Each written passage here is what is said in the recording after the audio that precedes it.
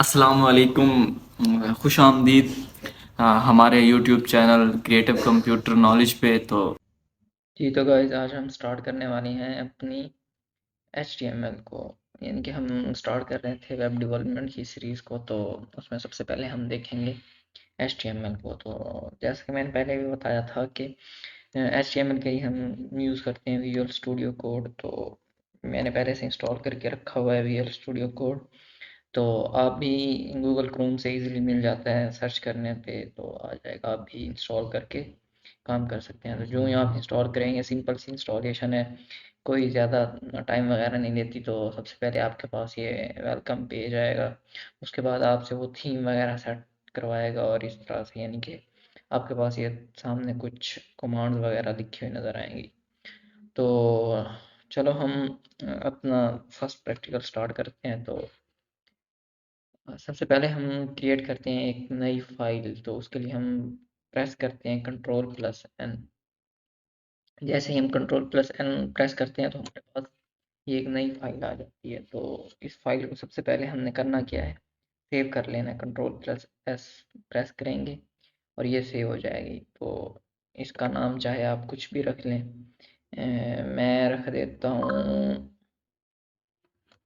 First class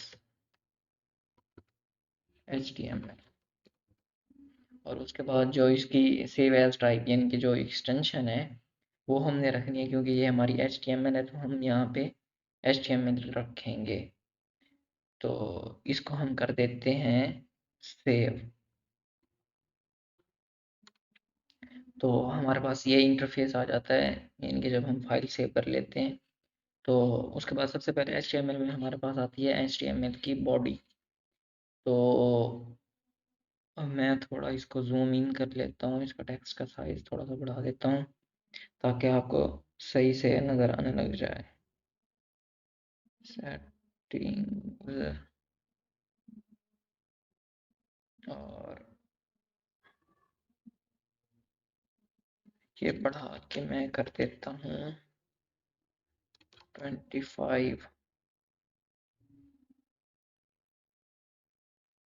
ठीक है, ये ओके हो गया।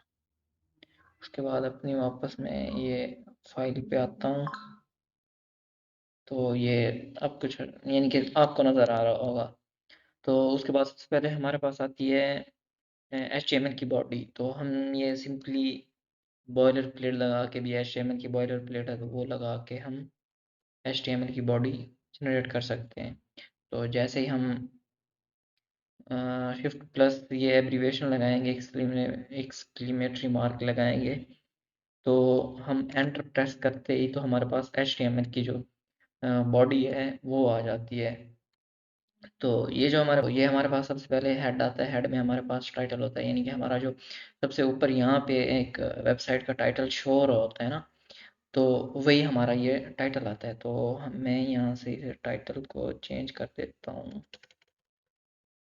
तो मैं जो पहले नाम दिया था वही चलो लिख देता हूँ, क्लास HTML। ठीक है, उसके बाद ये हमारा टाइटल आ गया। यानी कि ये देखें हमारे पास एच टी एम एल असल में होती है हाइपर टेक्स्ट मार्कअप लैंग्वेज। तो यानी कि ये जो हमारे पास है, ये हमारे पास सारे मार्कअप्स लगे हुए हैं।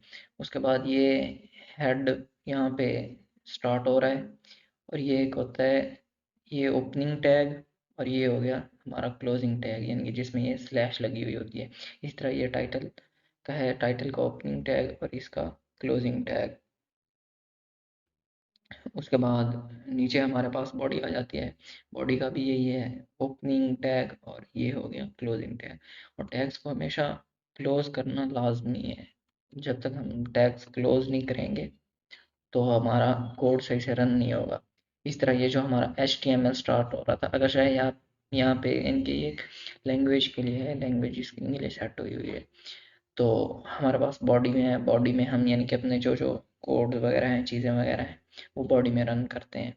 तो चलिए हम कुछ टैग्स जो स्टार्टिंग के टैग्स हैं वो हम देख लेते हैं। तो सबसे पहले हमारे पास आता है पी टैग यानी कि पैराग्राफ का टैग। असल में देखिए विजुअल स्टूडियो मैं ना यूज़ इसलिए करता हूँ कि ये बहुत ही ईजी है। देखिए अब मैंने जैसे ही इसका सेकंड मार्कअप लगाई है, ये क्लोजिंग टैग खुद ब खुद ही लगा देता है। अगर हम नोट पैड वगैरह यूज़ करें तो उसमें सारा कुछ खुद टाइप करना पड़ता है, तो वो थोड़ा मुश्किल हो जाता है।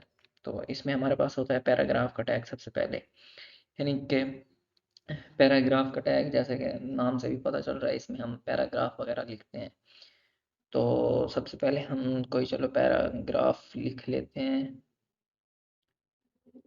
तो हम चलो प्रैक्टिस के लिए कोई पैरा ऐड कर लेते हैं। ये देखें जैसे ही मैंने थोड़ा सा लफ्ज़ लिखा, ये खुद ही कुछ ना कुछ हमें सजेस्ट कर देता है, यानी कि हमारे ज़हन में जो होता है ये कुछ ना कुछ सजेशन दे देते हैं। हाँ भैया आगे आप ये लिखने वाले हैं या ये लिखें। तो इस तरह से कुछ स्पेलिंग मिस्टेक भी रिमूव हो जाती हैं जो हम अक्सर कर लेते हैं कभी कभी। तो ये खुद से ही सजेशंस वगैरह देता रहता है, तो मैं इसको एंटर कर देता हूँ और इसने खुद ब खुद ही पैराग्राफ लिख के दिया। तो उसके बाद ये हमारे पास आ गया पैराग्राफ। तो उसके बाद आती है इसको रन किस तरह करना है, यानी कि कोड तो हमने लिख लिया, अपनी एक बॉडी तो बना ली, पेज बना लिया, तो इसको अब रन किस तरह करना है। तो इसके लिए हमारे पास होता है कंट्रोल प्लस F5। जब आप प्रेस करते हो तो यहाँ पे होता है ब्राउज़र सेलेक्ट करना, यानी कि कौन सा क्योंकि हम वेब पेज बना रहे हैं ना, तो वेब पेज के लिए यही चाहिए कि कोई ब्राउज़र ही चाहिए जो हमारा वेब पेज, जहाँ पे हमारा वेब पेज ओपन हो। तो इसके लिए हमारे पास यानी कि जो ब्राउज़र होता है वो क्रोम भी है, एज भी है, जो इसका विंडोज़ का अपना होता है। उसके बाद और भी जैसे फायरफॉक्स हो गया, पैरा मिनी हो गया, ये सारे ब्राउज़र जो जो भी हैं यूज़ हो सकते हैं इसमें। लेकिन क्योंकि क्रोम बहुत ज़्यादा यूज़ होने वाला है तो हम क्रोम ही यूज़ करते हैं। मैंने यहाँ पे सिंपली सिलेक्ट कर लिया और ये हमारा जाके रन हो जाएगा। देखें, ये देखें, ये हमारा जो हमने जो टाइटल दिया था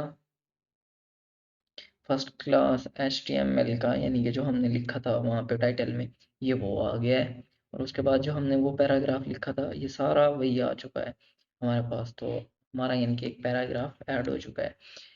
तो इसके बाद हमारे पास आता है पैराग्राफ। पैराग्राफ के बाद आता है कि अब अगर हमें चाहिए यानी कि पैराग्राफ यहाँ से, जैसे मैं यहाँ पे आता हूँ तो मुझे ये एक लाइन पे चाहिए, ये वाला एक लाइन पे चाहिए और ये सेकंड लाइन पे चाहिए। तो ये ऐसा नहीं करता, यानी कि ये जो पी टैग है ये एक इनलाइन है, ब्लॉक एलिमेंट है, यानी कि ये जो भी चीज़ इसमें होती है वो एक ही लाइन पे लिखता है जब तक उसकी विड्थ मुकम्मल ना हो जाए, उसके बाद ये नई लाइन स्टार्ट करता है। तो इस तरह से हम चाहे इसमें जितनी स्पेसेस देते रहें या जो कुछ भी करते रहें, ये नई लाइन पे नहीं लेके जाएगा। तो इसका भी मैं आपको दिखा देता हूँ। मैंने F5 प्रेस किया और ये हमारा हो गया रन। तो देखें ये मैंने वहाँ पे स्पेसेस दी थी, नई लाइन पे लेके आया था, लेकिन ये बिल्कुल वैसे ही आ रहा है। तो भाई अब इसका क्या सलूशन है, तो इसके लिए हम यूज़ करते हैं, ये ऐसे ही रहने देता हूँ मैं।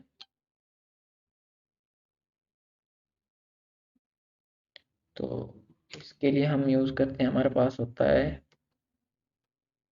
एक प्री का टैग। जैसे मैं एंटर करता हूँ ये देखें प्री का टैग आ गया।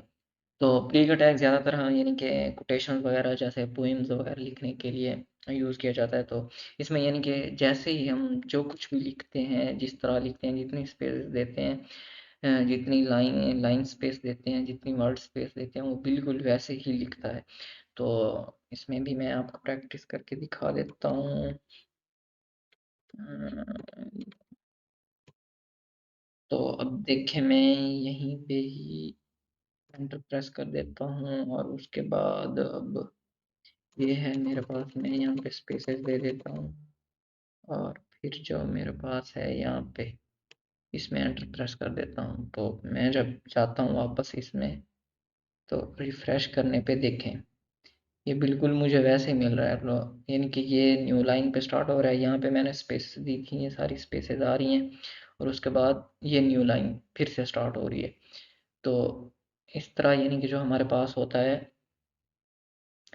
प्री टैग, वो मुकम्मल यानी कि जिस तरह से हम प्री यानी कि बिल्कुल एज इट लिखते हैं, जिस तरह से हम खुद लिखते हैं, जितनी ज़्यादा स्पेसेस दें, जितनी जो कुछ भी करें, तो वो वही बिल्कुल सेम एज इट लिखता जाता है।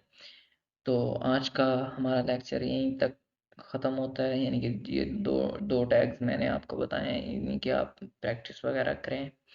तो उसके बाद फिर नेक्स्ट देखेंगे नेक्स्ट लेक्चर में।